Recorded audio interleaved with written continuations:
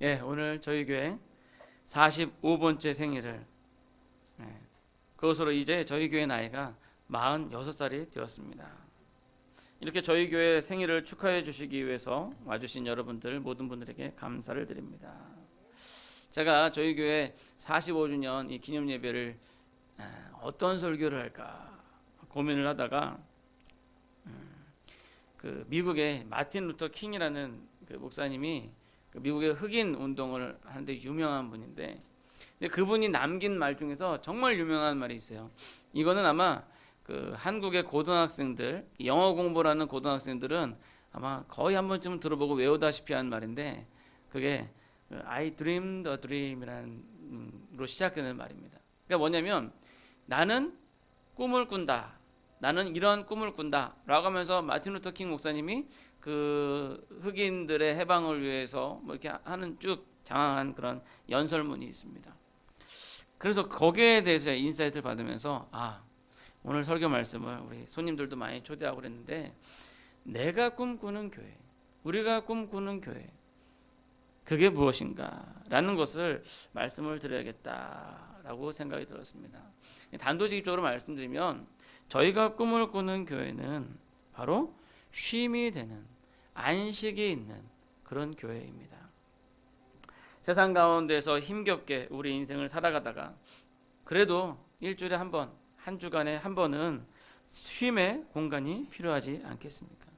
이 세상 가운데서 이 세상의 생각들과 또 이 세상의 영혼들에 둘러싸여 살다가 그래도 7일에 한 번 정도는 영혼의 안식처가 필요하지 않겠습니까? 현대를 살아가는 우리들은요, 어떻게 보면은 좀 물리적으로는 좀 편안할 수가 있어요. 뭐 어떤 기술 문명이라든지 또는 어떤 그 삶의 질이라든지 이런 부분들은 좀 옛날보다는 많이 편해졌습니다. 뭐 옛날에는 밥 굽는 사람도 많았고 보릿고개라 그래가지고 밥도 먹고 막 보리 간신히 먹고 뭐 산에 가서 뭐 나물 뭐 이렇게 뿌리 같은 거 이렇게 해서 먹고 막 그런 어렵고 힘든 그런 시절들이 있었잖아요. 근데 오늘날에는 사실 어떻게 보면 물질적 풍요가 있어요. 오늘날의 빈곤은 상대적인 빈곤이고 못 먹고 못 입고 못 자는 것이 아니라 남들보다 못 먹고 남들보다 못 자고 남들보다 못 배우는 어떤 이러한 빈곤이라고 할 수가 있겠습니다. 그러나 이렇게 잘 먹고 잘 살고 있는 것 같아 보여도 우리가 아이들도 또 잘 키우고 또 잘 가르치고 무엇 하나 부족할 것 없을 것 같은 그런 환경인 것 같은데, 왠지 우리 마음 가운데 우리 가슴에 뭔가 구멍이 뚫려 있는 듯한 그런 허전함과 공허함이 현대를 살아가는 모든 사람들에게 있다는 거예요. 그거는 뭘로도 채울 수가 없어요. 그러니까 오늘날 젊은이들이 그걸 뭘론가 채우기 위해서, 그래서 그렇게 뭐 이렇게 춤도 추고 노래도 하고 뭐 아무튼 그렇게 뭐 술도 먹고 뭐 이런 식으로 하지만 그때만 잠깐 잊어버릴 뿐이지, 그때가 지나고 나면 오히려 더 공허하고 더 외롭고, 그래서 군중 속의 고독이라는 말이 바로 그래 생기는 거예요. 많은 사람들에게 둘러싸여 있는데 왠지 모르게 그 속에서 고독하고 마음 한 구석이 허전하고, 바로 그러한 것이 오늘날 현대인의 모습이다라고 하는 것입니다. 이러한 영혼의 무게를 느끼며 살아가는 우리 현대인들에게 제가 꿈꾸는 교회는요, 적어도 교회에 오면 그 마음에 안식이 있고 평안이 있고 기쁨이 있고 즐겁고 그래야 되지 않겠는가, 저는 생각을 합니다. 근데 문제는 현대의 교회의 모습이 그냥 세상의 연장선일 뿐 그런 안식을 주지 못하는 것을 느낍니다. 예전에는요, 교회만 가면 즐겁고 교회만 가면은 기쁘고 뭐 교회 있는 사람들은 다 사랑스럽고 막 그랬어요. 그런데 오늘날의 교회는 너무나도 세상과 같은 모습, 그냥 세상이랑 똑같은 그런 모습. 교회는 커지고 사람들은 많아지고 교회도 물질적으로 풍요해졌는데, 근데 왠지 모를 그런 빈곤에, 영적인 빈곤에 우리가 있지 않는가. 아마도 그것이 오늘날 교회의 성장이 멈춘 이유가 아닌가, 저는 개인적으로 생각을 합니다. 저는 오늘 본문의 내용 속에서 그 원인을 찾고 또한 그 해결 방법과 우리 교회가 이래야 되지 않겠나 하는 그런 비전을 바라보기를 원합니다. 자, 먼저 오늘 말씀의 배경을 잠깐 설명을 드리면요, 예수님께서 이 베다니의 나사로의 집에 계십니다. 이 나사로의 집에 계시는데 이 나사로는 죽었다가 예수님께서 살린 사람이에요. 그러니까 무덤에 갇힌 지 4일이 됐는데, 나흘이 됐는데 예수님께서 나사로여 나오너라 그래가지고 그 붕대를 칭칭 감은 채 나왔어요. 살아난 사람이. 그 동생이 둘이 있는데 하나는 마르다요, 막내 동생은 마리아입니다. 이 본문을 보시면 자기 오빠를 다시 살아나게 하신 예수님께서 이 집에 오셔서 잔치를 벌립니다. 저희 교회에서 오늘 잔치를 벌이는 것처럼 이 마르다의 집, 마리아의 집에 잔치가 막 일어났어요. 막 음식을 준비를 하고 막. 예. 근데 여기에 보면은 예수님의 제자가 12제자가 있죠. 근데 예수님의 제자 12제자 외에도 따라다니는 사람들이 상당히 많았어요, 예수님을. 그러면 제가 볼 때는 한 4, 50명 정도는 모이지 않았을까 라는 생각이 듭니다. 그러면 이 마르다는 물론 거기에 이제 같이 일하는 뭐 사람들이 있었겠죠. 근데 그 4, 50명 되는 사람이 음식을 준비를 하는 거예요. 막 분주하게 막 일을 합니다. 근데 보니까 마르다가 한참 일을 하다가 딱 보니까 자기 동생 마리아가 예수님 발치에 앉아서 예수님 말씀을 이렇게 듣고 있는 거예요. 그러니까 화가 난 마르다가 예수님께 얘기합니다.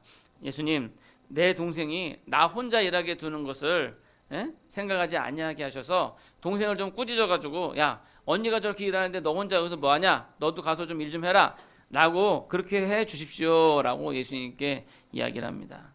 근데 예수님께서는 그 마르다에게 말씀하시기를, 마르다야, 왜 많은 일로 근심하느냐? 몇 가지만 하든지 혹 한 가지만으로도 족한데 이 마리아는 좋은 쪽을 택하였으니 빼앗기지 아니하리라 라고 말씀하시면서 이 이야기는 어느 정도 이렇게 마무리가 됩니다. 근데 오늘 본문의 내용은요, 우리가 눈을 감으면 상상이 되는 그런 본문이에요. 여러분들 추석 때 우리 시골에 집에 내려가시면 그 풍경 있죠. 확짝지근하고 잔치 있잖아요. 그런 가운데에서 또 우리 권사님들, 우리 집사님들은 또 부엌에서 또 열심히 또 이렇게 뭐 전도 부치고 또 뭐예요? 잡채도 하고 뭐 고기도 뭐 삶고 뭐 아주 미역국도 끓이고요. 막 아주 분주한 그런 모습이죠. 그런 가운데 그 집에 초대받은 예수님께서 그 집에 한가운데 앉으셔서 말씀을 강론을 하는 거예요. 하나님의 말씀에 대해서 이야기를 하실 때 그 손님들과 그런 분들이 거기 앉아가지고 말씀을 듣고 있는 거죠. 근데 거기 보니까 이 막내 동생 이 마리아도 앉아가지고, 근데 보면 참 이 집에 있으면 막내는 집안일을 잘 안 하려고 그러는 것 같아요. 못하고 다 모든 막내를 제가 이렇게 폄하하는 것은 아닙니다. 저도 막내고 저희 집사람도 막내예요. 그런데 아무튼 그러한 모습을 우리가 딱 눈을 감으면 그림이 그려져요. 그러한 가운데 마리아의 모습을 보면요, 마리아는 주님의 품 안에서 안식을 얻고 있는 것을 봅니다. 왜냐면요, 시편 119편 165절 보시면 주의 법을 사랑하는 자에게는 큰 평안이 있으니 그들에게 장애물이 없으리이다 라고 말하고 있어요. 즉 하나님의 말씀 가운데 평안이 있다라는 거예요. 왜 그러냐면 하나님의 말씀은요, 단지 그냥 우리가 책을 볼 때 하는 뭐 책이라든지 또는 이웃 서로 이렇게 얘기하면서 대화할 때 하는 말이라든지 그러한 것으로 그치는 게 아니에요. 물론 예수님께서 입에서 나오는 말씀으로 전하셨지만 그 말에는요, 권능이 있고 능력이 있어요. 왜냐하면 우리가 믿는 이 세상의 시초는 아까 우리 주일학교 어린이들 태초에 하나님이 그러면서 얘기할 때 하나님께서 모든 것을 만드실 때 이 말씀으로 만드셨거든요.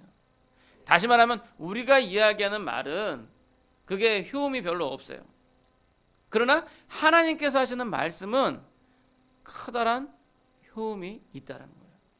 자, 그거를 또 말씀드릴 게 뭐냐면요, 제가 이야기하는 거랑 예를 들어서 우리 동네에 저기 이쪽 사거리 오다 보면 거기에 거울이 하나 있어요. 자동차가 이렇게 지나가면서 서로 볼 수 있도록 거울이 있어요. 근데 제가 여기다 거울 하나 놔야 되겠는데 이렇게 얘기하는 거랑 한번 생각해 보시죠. 우리 문재인 대통령이 갑자기 여길 딱 왔어요. 여기 오면서 고개를 딱 보더니 여기 위험한데 여기 거울 하나 있어야 되겠는데. 자, 그 두 말은 똑같은 말인데 과연 어떨 때 진짜 거울이 생길까요? 아니 제가 대통령보다 못한 게 뭐가 있어요? 인물이 뭐가 딸려요? 뭐 학식 딸리나요? 제가 대통령보다 딸린 게 되면 저는 군대를 안 갔다 온 거 그거 하나밖에 없는 것 같은데. 그러나 그 말의 권위에 있어서 제가 말하는 것보다 제가 말하는 거는 제가 뭐 기껏해야 민원이나 넣어가지고 이렇게 하겠죠. 그러나 대통령이 딱 지나가면서 여기 볼록골 하나 있어야 사고 날 것 같은데 그 한마디면 물론 지금이 옛날보다는 좀 그랬지만 옛날 박정희 대통령 시절에는 진짜 그랬어요. 그때는 진짜 여기 왜 산이 있지? 이거 산 저쪽으로 가야 돼. 그럼 진짜 산이 움직여지는 그랬어요.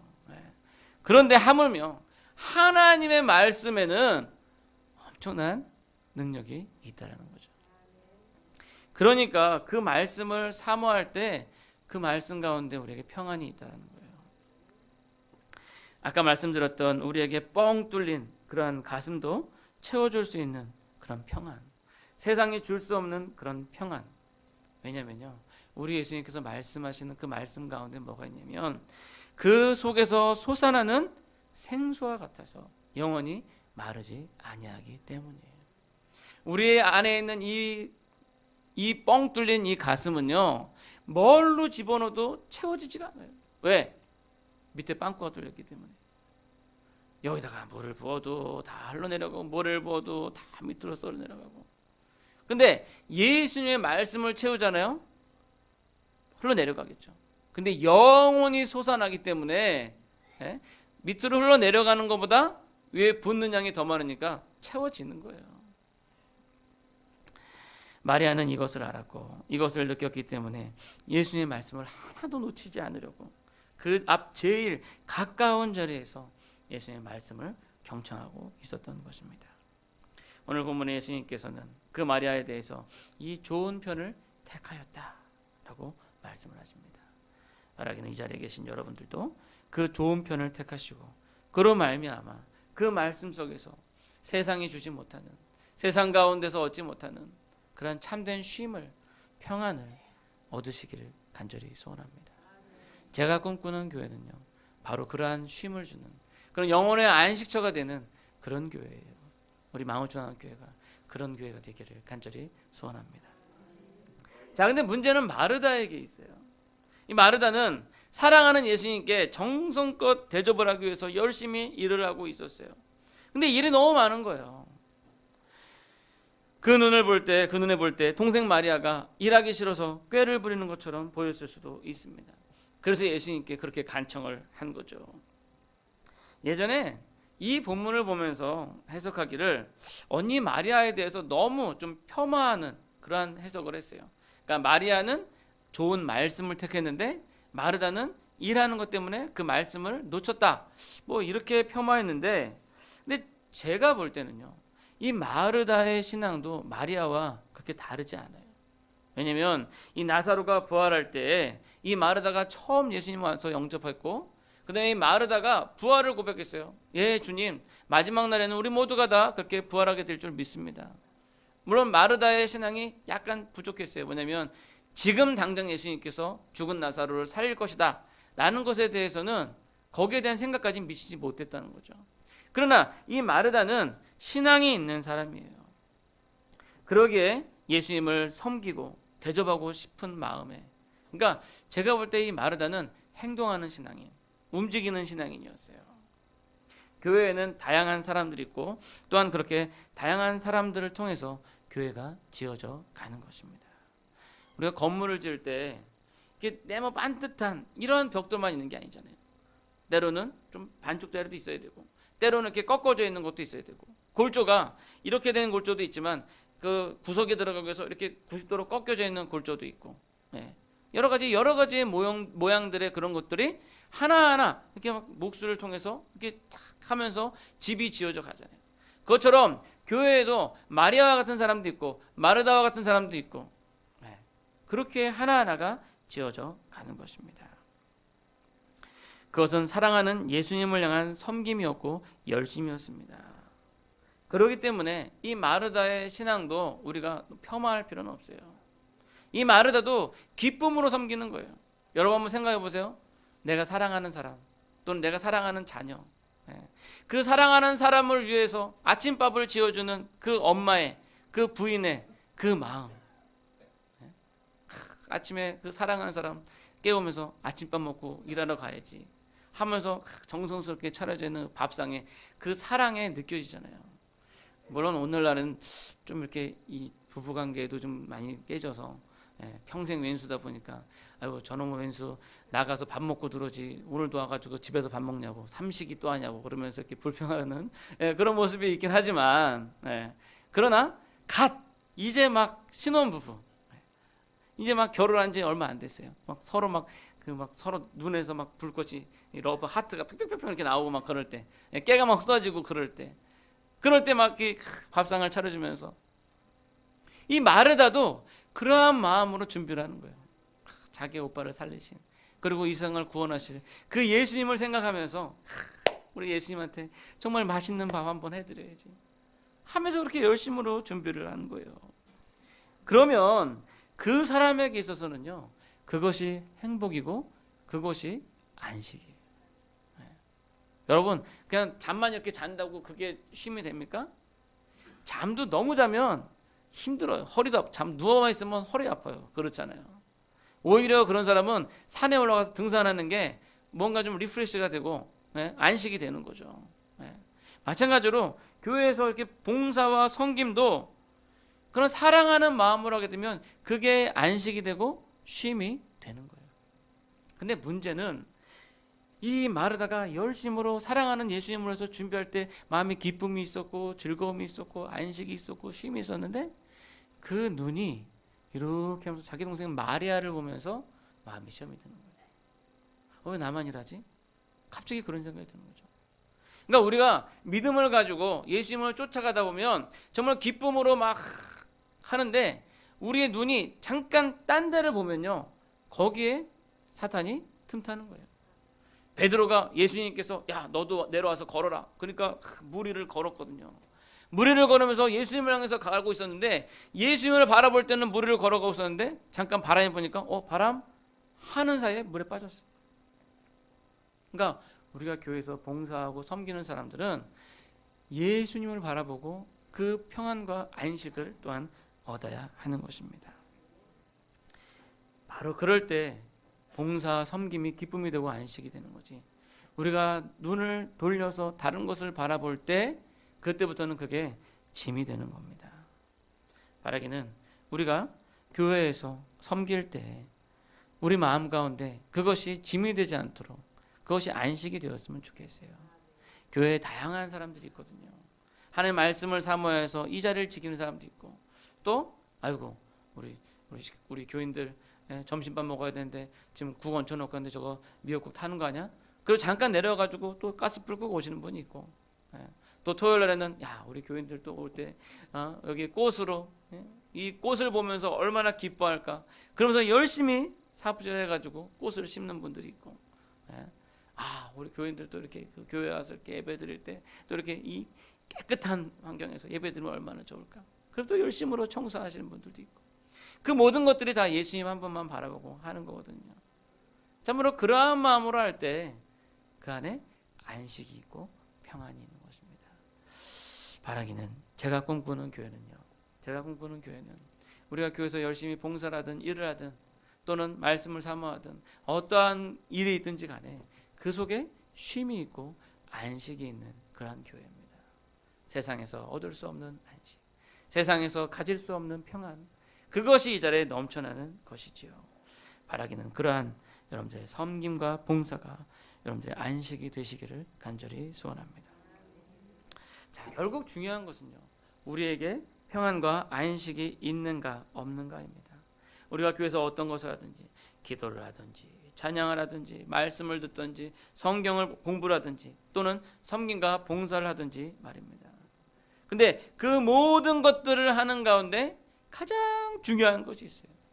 그게 뭐냐면 바로 예수님이라는 거죠. 예수님. 오늘의 잔치집, 이 본문의 잔치집, 이 나사로의 집에는 기쁨과 즐거움과 평안과 안식이 있었어요.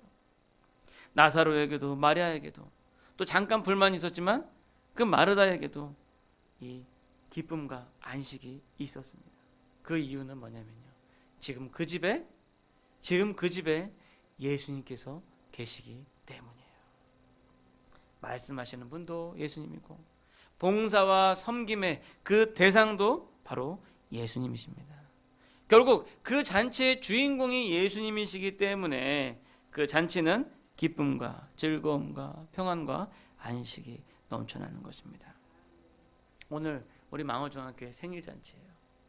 아유, 어저께 우리 권사님 들어오셔가지고 막 이것저것 막 지지고 볶고 막 아주 열심히 준비하셨어요. 우리 교육관 비록 좁지만 좀 좁게 비좁게 우리 좀 어깨를 좀 이렇게 대면서 우리 준비하신 음식들 다 드시고 가셨으면 좋겠습니다. 그런데 그 잔치집에 빠지지 말아야 될 게 있어요. 뭘까요? 산적인가요? 잡채인가요? 아니, 미역국인가요?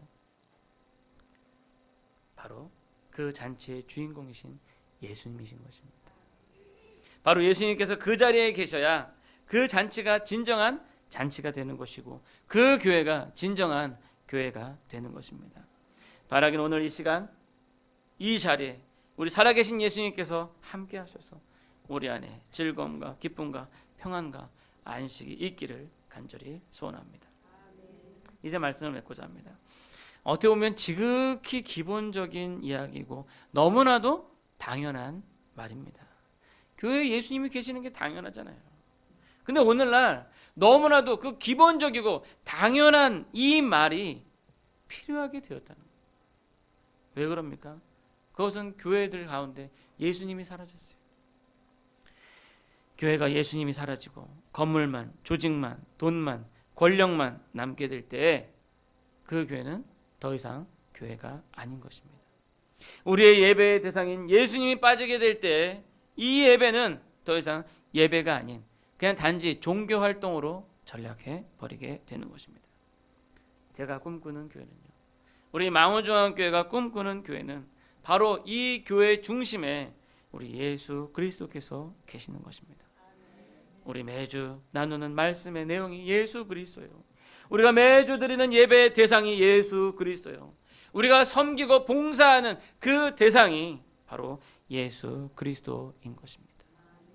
그럴 때 우리의 예배는 기쁨과 평안과 안식이 될 것입니다. 그럴 때 우리의 섬김과 봉사도 기쁨과 평안과 안식이 될 것입니다. 매주간 세상에서 찌들고 힘들고 지친 우리의 영혼이 쉴 수 있는 안식처, 그것은 바로 우리 예수 그리스도의 품 안이고 교회가 바로 그러한 역할을 해야 할 것입니다.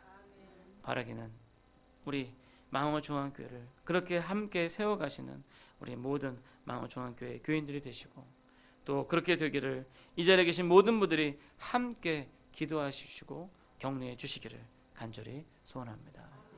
기도하겠습니다.